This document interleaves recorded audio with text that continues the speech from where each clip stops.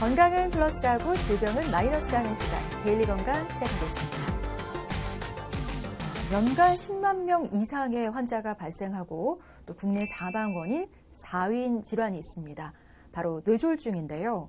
이 뇌졸중은 일단 발생하면 정상적인 생활 복귀가 어려울 정도로 심각한 후유증이 생기고 또 심한 경우에는 목숨을 잃는 경우도 있습니다. 자, 그렇기 때문에 머릿속의 시한폭탄이라 불리기도 하는데요. 자, 오늘 데일리 건강에서는 예측 불가능한 이 뇌졸중에 대해서 자세히 알아보도록 하겠습니다. 재활의학과 전문의 류병주 선생님 나오셨습니다. 선생님 어서 오세요. 네, 안녕하세요. 네, 재활의학과 류병주입니다. 네, 반갑습니다. 자, 머릿속 시한폭탄이라고 하니까 좀 무서운 느낌이 드는데요. 실제로 머릿속에서 폭탄처럼 언제 터질지 모르는 이 뇌졸중.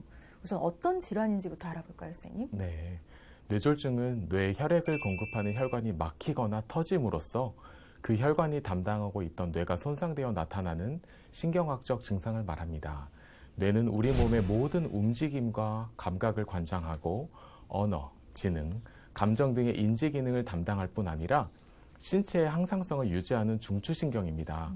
그렇기 때문에 뇌졸중이 발생하면 마비, 감각 이상, 실어증, 인지 손상, 연화곤란 등의 심각한 후유증이 남게 되고 심한 경우에는 사망에 이르기도 합니다.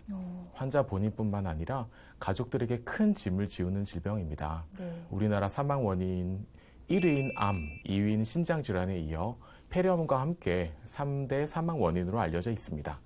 단일 질환으로는 심장질환과 더불어 사망률 1위를 보이고 장애율 1위를 초래하는 심각한 질병입니다. 네, 정말 무서운 병인 것 같은데요. 근데 우리가 흔히 중풍이라고도 하잖아요. 이게 같은 의미인 게 맞나요? 네, 그렇습니다. 현대의학이 발달하기 전 몸에 마비가 생겼을 경우에 이를 바람을 맞았다, 즉 중풍이라고 말했던 것이 아직까지 쓰이고 있는 것입니다. 몸에 마비가 생기는 원인은 뇌졸중뿐 아니라 뇌의 여러 가지 다른 질환과 더불어 척추와 말초 질환, 그리고 근육의 이상일 수 있으므로 뇌혈관의 문제로 발생하는 질환은 뇌졸중으로 지칭하는 것이 바람직합니다. 네. 그리고 뭐 뇌경색, 뇌출혈 이런 표현들도 많이 쓰잖아요. 정확한 의미를 좀 잘 알고 써야 할 것 같은데 뇌졸중, 뭐 뇌경색, 뇌출혈 이게 다 다른 건가요, 선생님? 네, 뇌졸중은 뇌경색과 뇌출혈로 분류할 수 있습니다. 뇌경색이 막혀서 영양분과 산소를 공급하는 혈액이 뇌로 통하지 않는 상태가 뇌경색이고 뇌혈관이 터져서 뇌 손상이 오는 경우가 뇌출혈입니다. 즉 뇌졸중은 뇌경색과 뇌출혈을 함께 일컫는 용어입니다. 다시 말하면 뇌졸중은 뇌혈관 질환이고 여기에 뇌경색과 뇌출혈이 속하는 것입니다. 네, 그러니까 전반적인 뇌혈관 질환은 뇌졸중이라고 불리는 거고 그 뇌졸중이라 불리는 게 이제 하부로 구분이 된다면 뇌경색, 뇌출혈 이렇게 구분이 되는 것 같은데 두 가지는 어떤 차이가 있을까요? 네, 뇌경색은 크게 다음 세 가지로 분류할 수 있습니다. 첫 번째는 혈전성 뇌경색으로 동맥경화증으로 인해 뇌혈관에 혈전이 생기면 혈관이 좁아져서 막히는 경우입니다. 두 번째는 색전성 뇌경색으로 심장에서 생긴 혈전이 혈류를 타고 먼 곳에 있는 뇌혈관으로 이동하여 뇌혈관을 막아 생기는 경우입니다. 세 번째는 열공성 뇌경색으로 뇌에 아주 작은 혈관이 막히는 경우로 뇌경색의 크기가 1.5cm 이하입니다. 그리고 뇌출혈은 크게 뇌내출혈과 지주막하 출혈로 분류합니다. 네. 뇌내출혈은 뇌혈관이 갑작스럽게 터지면서 뇌 안에 피가 고이는 경우인데 주로 한쪽으로 터지기 때문에 반신마비가 나타나는 경우가 흔합니다. 반면 지주막하 출혈은 혈관벽이 약해지며 꽈리처럼 부풀어 오른 동맥류가 터지면서 뇌를 감싸고 있는 가장 안쪽의 지주막 아래쪽으로 피가 나는 경우입니다. 피가 지주막 아래쪽으로 쭉 퍼지기 때문에 대개 반신마비는 없고 심한 두통이 특징적으로 나타나게 됩니다. 고통은 환자들이 일생 경험한 가장 극심한 두통을 호소하게 되고 이런 경우에는 영상검사를 통해 지주막하 출혈이 있는지 확인을 해보아야 합니다. 그렇군요. 그럼 지금부터는 키워드와 함께 이 뇌졸중에 대해서 좀 더 자세하게 알아보도록 하겠습니다. 첫 번째 키워드입니다. 뇌졸중의 위험인자. 그러니까 뇌졸중을 유발하는 원인들은 무엇인지 좀 알아봐야 할 것 같은데 어떤 것들이 있을까요, 선생님? 네, 뇌졸중의 위험 요인으로는 고혈압, 당뇨병, 심장병, 고지혈증, 담배, 술, 비만 등이 있습니다. 그중에 고혈압은 뇌졸중 발생에 있어서 중요한 위험 요인입니다. 혈압이 높으면 뇌혈관이 압력을 받아 혈관이 점차 딱딱해지고 좁아지다가 어느 순간 막히게 되면 뇌경색, 탄력을 잃은 혈관이 터지게 되면 뇌출혈이 발생합니다. 네. 고혈압이 있으면 없는 사람에 비해 뇌졸중의 위험이 4배까지도 올라가게 되는데 특히 뇌출혈의 가장 중요한 원인이 됩니다. 보통 혈압이 오르면 뒷목이 당긴다라고 생각하는 경우가 많습니다. 하지만 고혈압은 대부분 수개월에 걸쳐 서서히 진행되기 때문에 합병증이 발생하기 전까지 특별한 증세가 없는 경우가 많아 조용한 살인자라고 불리기도 합니다. 네. 30, 40대의 젊은 분들도 혈압이 높은 경우가 흔하기 때문에 정기적으로 혈압을 체크해 보시는 것이 좋습니다. 주 5회 이상 유산소 운동을 하고 음식을 싱겁게 드시면 혈압을 어느 정도는 낮출 수 있으니 모두 건강 생활을 하시기 바랍니다. 네. 그리고 당뇨병 환자에서 뇌졸중의 발생 빈도는 2배 정도 높고 사망률 또한 높습니다. 네. 특히 뇌경색이 흔하게 발생합니다. 혈당이 높으면 피가 끈적해지며 동맥경화증이 발생하게 되고 이로 인해 뇌혈관 질환과 관상동맥 질환이 4배까지도 증가하게 됩니다. 네. 또한 당뇨병 환자는 동맥경화증의 다른 원인인 고혈압, 고지혈증, 비만 등을 동반하는 경우가 많기 때문에 더더욱 주의를 기울여야 합니다. 네. 그리고 고지혈증은 혈액 내의 지방질, 즉 콜레스테롤이 높은 경우를 말하는데 뇌혈관의 동맥경화증을 일으켜 뇌졸중을 일으키게 됩니다. 혈액 검사를 통해 고지혈증을 조기 진단하고 운동, 식이요법 등의 생활습관 교정과 더불어 필요시에는 약물 치료를 해야 합니다. 그렇군요. 자, 그러면 심장질환과 뇌졸중은 또 어떤 연관이 있을까요, 선생님? 네, 심장질환은 뇌졸중 중 특히 뇌경색의 중요한 원인입니다. 심장질환이 있는 경우에는 뇌졸중 발생 위험이 17배까지도 높아질 수 있습니다. 네. 심장이 제대로 움직이지 못하면 심장 안으로 들어온 피가 고이게 되는데 이때 고인 피가 뭉쳐서 혈전이 됩니다. 이 혈전이 심장에서 나와 혈관을 타고 먼 곳에 있는 뇌혈관까지 도달하여 뇌혈관을 막으면 뇌경색이 발생하는데 이 경우를 아까 말씀드렸다시피 색전성 뇌경색이라고 합니다. 네. 색전성 뇌경색을 일으키는 가장 흔한 원인은 심방세동이라고 하는 부정맥입니다. 심장에서 전기신호를 만들어내는 심방에서 너무나 빠르게 전기신호를 발생시켜서 심방이 제대로 수축을 하지 못하고 떨리는 상태같이 되어서 그곳에 피가 고여서 혈전이 발생하게 됩니다. 또 심장에 피를 공급하는 관상동맥이 막혀 심장이 손상되는 심근경색에서도 심장이 정상적으로 움직이지 못하기 때문에 혈전이 생기기 쉽습니다. 그 밖에도 심장 판막 질환이나 인공 판막, 이식술 이후에도 혈전이 쉽게 발생할 수 있습니다. 네, 그러니까 심장 질환도 뇌졸중의 발생의 위험 요인이라고 보면 될 것 같고요. 자, 그리고 담배와 술도 뇌졸중 발생 위험 높인다고 말씀해 주셨는데 이 부분도 좀 설명을 해주세요, 선생님. 네, 흡연은 뇌졸중의 중요한 원인입니다. 담배의 니코틴 성분은 혈관을 수축시키는데 이 상태가 지속되면서 혈관이 점점 딱딱해지고 혈관에 상처가 생겨서 뇌졸중이 발생합니다.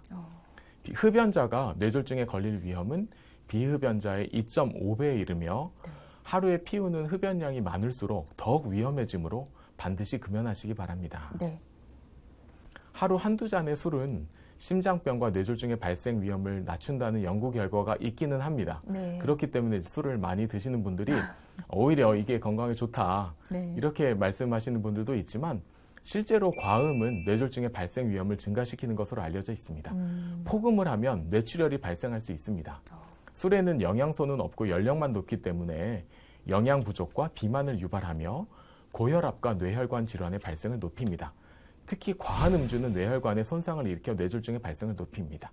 그리고 보통 여러 약제들을 복용하는 경우가 많은데 그때는 술과 약물이 상호작용을 일으켜서 약물의 농도가 높아지거나 또 낮아지게 되어서 위험할 수가 있으니 특히 주의해야 합니다. 네. 당뇨병 환자의 경우에는 술로 인해 당뇨 합병증이 가속화될 수 있으므로 무조건 금주하셔야 합니다. 그렇군요. 근데 주로 이제 고혈압 등이 원인이 되어서 발생하는 질환이라고 하셨으니까 아무래도 뇌졸중은 나이가 들수록 좀 위험도가 높아지는 질환이라고 보면 될까요? 네, 그렇습니다. 55세 미만에서는 1년에 10만 명당 61명에서 55세에서 75세까지는 348명에서 75세 이상에서는 463명에서 뇌졸중이 발생하는 것으로 조사가 되었습니다. 네. 즉 55세가 넘으면 그보다 어린 나이에 비해 뇌졸중이 5배 이상 많이 발생하는 것으로 생각할 수 있습니다. 네. 그리고 뇌졸중 하면 겨울에 또 뭐 가장 위험하다 이런 얘기들 많이 하는데 실제로 뇌졸중이 좀 특히 많이 발생하는 어떤 계절이 있나요, 선생님? 이게 최근 우리나라의 연구 결과를 보니까요. 실제로 1월 달에 비해서 9월 달에 통계적으로 뇌졸중이 더 많이 발생한 것으로 조사가 되었습니다. 그래서 우리의 상식과는 좀 다르게 하절기에 뇌경색이 많이 발생하였는데 네. 이는 높은 기온에 노출되면 탈수가 되어 우리 몸에서 혈전이 잘 생기는 환경이 만들어지기 때문이라고 생각하고 있습니다. 그렇군요. 자, 그리고 또 많은 병들이 유전과 관련이 있는데요. 뇌졸중의 경우는 어떨까요? 뭐 가족력이나 유전적인 영향 있나요? 네, 유전자와 가족력이 뇌졸중의 발생과 연관이 있다고 말씀드릴 수 있습니다. 뇌졸중의 위험 인자인 고혈압, 당뇨병, 심장병 등의 발생에 유전자가 관여하고 그래서 뇌졸중이 늘어나기도 하고요. 또 가족은 생활 습관을 공유하는 경우가 많습니다. 네. 움직이기를 싫어하는 가족들은 맨날 누워서 텔레비만 보고 스마트폰만 보고 또 좋지 않은 식습관을 가진 가족들은 정크푸드만 계속 먹게 되겠죠. 그렇기 때문에 가족 구성원들이 뇌졸중에 좀 더 같이 이완이 되는 경우가 있고요. 또 유전 질환 중에 낫형 세포병이나 카다실과 같은 아주 드문 유전 질환은 뇌졸중을 일으키기 쉬운 것으로 알려져 있습니다. 그렇군요. 자, 이제 계속해서 다음 키워드 넘어가 보겠습니다. 신경학적 후유증. 자, 뇌졸중 얼마나 위험한 질병인지 이제 알아보려고 하는데요. 뇌졸중에 걸리면 어떤 신경학적 후유증이 남을 수가 있을까요? 네, 뇌졸중이 발생하면 마비, 감각 이상, 실어증, 인지 손상, 연하곤란 등의 심각한 후유증이 남아서 일상생활로의 복귀가 어려운 경우가 많습니다. 네. 최근 통계청과 보건복지부의 자료에 따르면 뇌졸중은 암, 심장질환, 폐렴에 이어서 4번째 주요 사망 원인이고 매년 뇌졸중으로 1만 4천여 명이 사망하고 사회 경제적 손실이 4조 8천억에 달하는 것으로 확인되고 있습니다. 뇌졸중 이후 많은 환자들이 목숨은 건진다 해도 후유증으로 인해 직장생활과 가정생활이 불가능해지기도 해서 가족 구성원 전체에게 큰 어려움이 발생합니다. 네. 그러니까 뇌졸중으로 신경학적 후유증이 발생할 수 있다는 건데요. 자, 이로 인한 어떤 합병증도 생길 수가 있는 거죠? 네, 그렇습니다. 뇌졸중은 그 자체로 심각한 신경학적 후유증을 남기거나 사망에 이르게 할 뿐만 아니라 다양한 합병증을 초래합니다.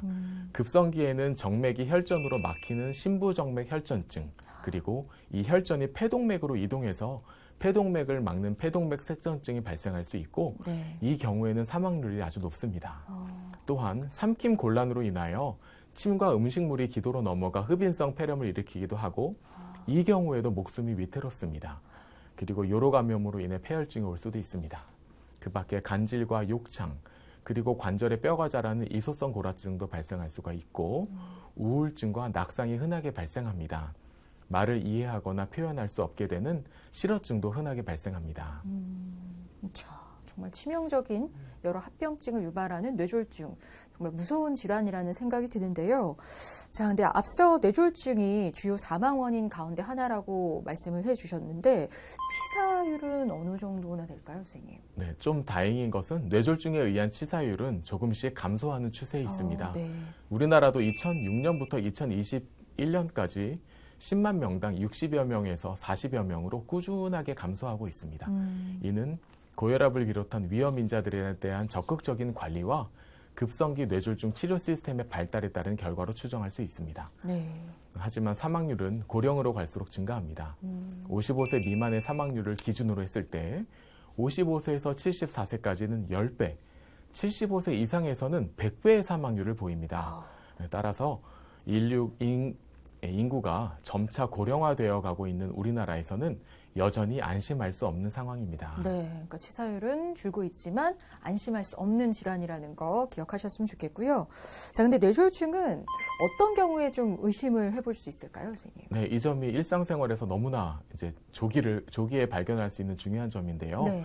뇌졸중은 갑작스러운 신경학적 증상을 보입니다. 예를 들면 갑자기 입술이 이렇게 한쪽으로 돌아간다든지 한쪽 팔다리에 힘이 빠진다든지 네. 아니면 한쪽 방향의 얼굴과 팔다리가 멍멍하고 저린 그 감각의 이상이 온다든지 갑자기 눈이 안 보이거나 너무 어지러울 때 아니면 갑자기 발음이 어눌해지거나 상대방의 말을 잘 이해할 수 없을 때, 또는 하나의 물건이 두 개로 보이거나 머리가 아프면서 토할 때 의심을 해보아야 합니다. 이때 갑자기 발생한 증상이 빠른 속도로 개선되거나 완전히 소실되는 경우가 있는데, 이를 일과성 허혈 발작이라고 합니다. 막혔던 혈관이 저절로 뚫리며 개선이 되는 경우인데, 적절한 치료가 이루어지지 않으면 단기간에 뇌졸중이 발생하게 됩니다. 그렇기 때문에 증상이 저절로 없어졌다고 안심을 하거나 혹은 침을 맞고 호전이 된 것이라고 생각하지 마시고 즉시 병원을 방문하여 적절한 치료와 관리를 받으시기 바랍니다. 네, 그러니까 말씀해 주신 이런 갑작스러운 어떤 신경학적 후유증, 그러니까 어떤 증상이 보인다면 병원을 찾아야 하는데요. 응급실에 가게 되면 곧바로 검사를 통해서 뇌졸중인지 아닌지를 바로 확인할 수가 있는 건가요? 네, 그렇습니다. 뇌졸중이 의심되는 환자가 응급실에 도착하면 병력 청취와 신경학적 검사를 포함한 신체 검사 이후에 CT와 MRI 혹은 혈관 조영술과 같은 뇌영상 검사를 하게 됩니다. CT는 급성 뇌출혈을 신속하게 찾아낼 수 있고, 확산 MRI는 급성 뇌경색을 신속하게 발견할 수 있습니다. 네. 뇌졸중 치료를 위한 의료기술은 날로 발달하고 있지만 어디까지나 환자가 골든타임의 치료를 받았을 때 이 혜택을 누릴 수가 있습니다. 네, 그러니까 이 골든타임이라는 게 정말 중요한 것 같은데요. 다음 키워드 확인해보고 골든타임에 대한 이야기 이어가 보겠습니다. 3시간. 그러니까 뇌졸중의 골든타임은 3시간으로 보면 되는 걸까요? 네, 뇌졸중은 시간이 생명입니다. 뇌경색의 경우 증상 발현 후 3시간, 최대 4.5시간 이내에는 정맥내 혈전 용해제를 투여할 수 있습니다. 혈전을 녹이려다가 약해진 혈관이 터져서 뇌경색 부위가 뇌출혈로 전달될 수 있기 때문에 주의해야 합니다. 그렇기 때문에 초기에 투여해야 하고요. 1시간 이내에 투여하면 더욱 좋은 효과를 거둘 수 있는 것으로 알려져 있습니다. 최근에는 카테터를 통해서 뇌동맥으로 접근해서 직접 혈전을 제거하는 동맥내 혈전 제거술을 시행하고 있는데, 이는 증상 발생 후 6시간 이내에 시행할 수 있습니다. 뇌 손상이 완전히 진행되기 전에 정맥내 혈전 용해술 혹은 동맥내 혈전 제거술을 통해 막힌 혈관을 뚫어주면 뇌 손상의 진행을 상당히 줄일 수 있습니다. 그럼에도 골든타임을 지키는 환자는 30-40%에 불과하고 상당수가 골든타임이 지나서야 병원을 찾습니다. 네. 시간이 지체될수록 치료 효과는 떨어지고 부작용은 증가하게 됩니다. 그런 경우는 좀 많이 안타까울 것 같은데요. 자, 병원으로 갈 때까지 시간을 단축하려면 어떻게 해야 하는지, 그러니까 뇌졸중의 뭐 응급처치법 이런 것도 있으면 알려주세요. 신경학적 증상이 나타나면 즉시 119에 구조를 요청하는 것이 가장 중요합니다. 네. 내가 뭘 해보려고 한다기보다는 먼저 구조 요청을 하고, 네. 골든타임을 지키기 위해 1분 1초가 급한 상황이므로 신속하게 신고를 해야 합니다. 가족이 이송하는 것보다 119 이송이 빠르고 이송 도중에 응급처치를 받을 수 있으므로 119에 신고를 하는 것이 가장 중요합니다. 네. 뇌졸중은 구토를 동반하는 경우가 많으므로 평평한 바닥에 환자를 눕히고 고개를 옆으로 돌리고 흡인성 폐렴이 생기는 것을 막아주고요. 네. 그리고 환자의 혈액순환을 원활하게 하기 위해서 몸에 조이는 넥타이와 벨트를 하고 있다면 풀어주는 것이 좋습니다. 네. 이때 기절한 것으로 오인하여 얼굴을 때리거나 몸을 흔들게 되면 뇌졸중을 더욱 악화시킬 수가 있습니다. 네. 또 당연히 침으로 자극을 하거나 바늘로 손끝을 따지도 말아야 합니다. 네. 그리고 이때 정신을 깨우겠다고 물이나 약을 먹이는 행위를 하는 경우가 있을 수 있는데요. 이때 기침 반사가 소실된 뇌졸중 환자에게는 그게 흡입성 폐렴으로 될 수 있기 때문에 치명적일 수 있으므로 네. 절대 하지 말아야 합니다. 그러니까 뇌졸중은 정말 1분 1초가 중요한 질환인 만큼 119의 도움을 받아서 빨리 병원에 가는 게 가장 중요하다는 거 꼭 기억하셨으면 좋겠습니다. 자, 그럼 이제 이번에는 뇌졸중 치료법에 대해서 좀 살펴볼게요. 뇌졸중은 어떻게 치료할 수 있을까요? 네, 말씀드린 대로 골든타임 이내에는 막힌 혈관을 뚫기 위한 정맥내 혈전 용해술 혹은 동맥내 혈전 제거술을 시행할 수 있습니다. 네. 그리고 뇌졸중의 원인에 대한 검사 및 치료를 시행하게 되는데요. 그리고 또 합병증이 급성기에 발생할 수 있는 합병증에 대한 치료를 하게 됩니다. 그리고 재발을 막기 위해서 항혈소판제, 항응고제, 고혈압약, 고지혈증 등의 약을 투여하게 됩니다. 네. 근데 이제 손상받은 뇌는 영원히 회복이 안 되는 건가요? 네, 이 부분이 재활의학과 의사로서의 어떤 정체성과 관련된 부분인데요. 이미 고장이 났으면 더 이상 해줄 게 없다면 우리가 치료를 할 필요가 없게 되겠죠. 하지만 다행히 뇌가 환경이나 경험에 따라 기능이나 구조가 변화하는 능력을 가지고 있고 이걸 뇌의 가소성이라고 합니다. 네. 그리고 재활치료를 통해 뇌의 가소성이 올바른 방향으로 나타나도록 해서 남아있는 기능을 극대화시키는 것이 뇌신경 재활치료입니다. 그렇군요. 그렇다면 뇌졸중 발생 후에 이 재활치료는 언제 시작을 해야 할까요? 뇌졸중 환자의 재활치료는 급성기부터 시작됩니다. 조기 재활을 통해 심부정맥혈전증, 관절 구축, 욕창 등의 합병증을 예방하고 이동 동작, 일상생활 동작 등의 기능적 회복을 증진시킬 수 있습니다. 입원 후에 가능한 빨리 재활의학과에 의뢰를 하고 72시간 이내에 재활평가를 시행하도록 권고하고 있습니다. 네. 그리고 내과적으로 안정이 되면 가능한 빨리 재활치료를 시작하고요.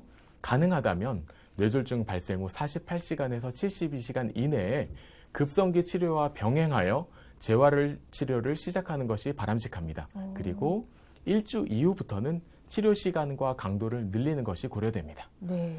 뇌졸중의 회복은 발병 후 초기 3개월에서 6개월에 가장 많이 일어나기 때문에 이 시기의 재활치료는 신경학적 회복에 도움을 주어 근력과 기능의 회복을 촉진시킵니다.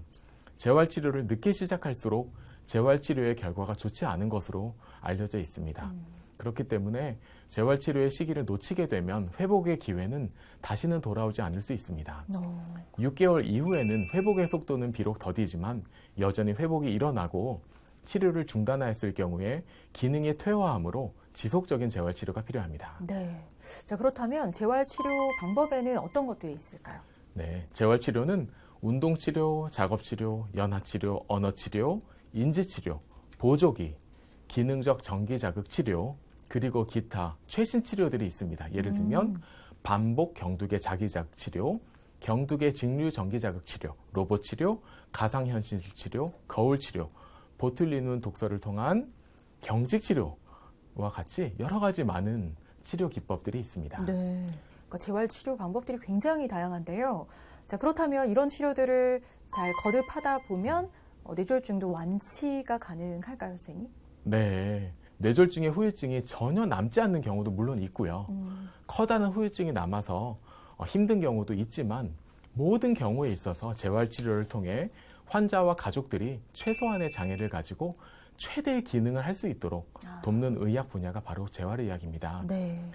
한쪽 팔다리가 불편하다 해도 일상생활 동작을 혼자 하고 직업을 가지고 사회생활을 잘 해나가고 있다면 뇌졸중이 완치가 된 것일까요? 아닐까요?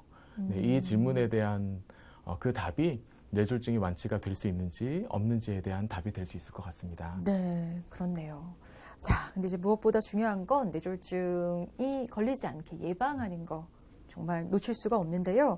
뇌졸중 예방에 도움이 되는 어떤 좋은 생활 습관 있으면 마지막으로 좀 정리해 주시죠. 네, 평소에 꾸준한 운동과 올바른 식습관으로 뇌졸중의 위험 인자에 대한 노출을 최소화해서 뇌졸중을 예방할 수 있습니다. 정상 체중을 유지하시고요. 음식은 가급적 싱겁게 드시고 육류는 지방을 제거해서 콜레스테롤과 포화 지방산의 섭취를 줄이시는 것이 좋습니다. 네. 생선이나 채소, 과일은 뇌졸중 예방에 도움이 됩니다. 올리브유 같은 식물성 기름을 섭취하시고요. 이제 커피에 대한 관심들이 좀 많을 텐데요. 다행인 것은 커피는 뇌졸중과 직접적인 연관은 없습니다. 그래서 하루 한두 잔 정도는 괜찮은데 사람에 따라서 혈압을 올릴 수가 있으므로 좀 주의를 하셔야 됩니다. 네. 담배는 무조건 끊으시고요. 술은 하루 한 잔 이내만 마실 것이 아니라면 끊는 것이 좋습니다. 네. 정기적인 검진으로 뇌졸중의 위험 인자인 고혈압, 당뇨병, 심장병, 고지혈증을 조기 발견하고 적절한 치료를 받으시면 좋습니다. 네. 자, 이 뇌졸중은 돌이킬 수 없는 큰 후유증을 남길 수 있는 심각한 질환인 만큼 무엇보다 생활 속에서 예방을 위한 노력을 기울이시는 게 중요하겠습니다. 자, 오늘 데일리 건강 뇌졸중에 대해서 알아봤고요. 재활의학과 전문의 유병주 선생님 좋은 말씀 감사합니다.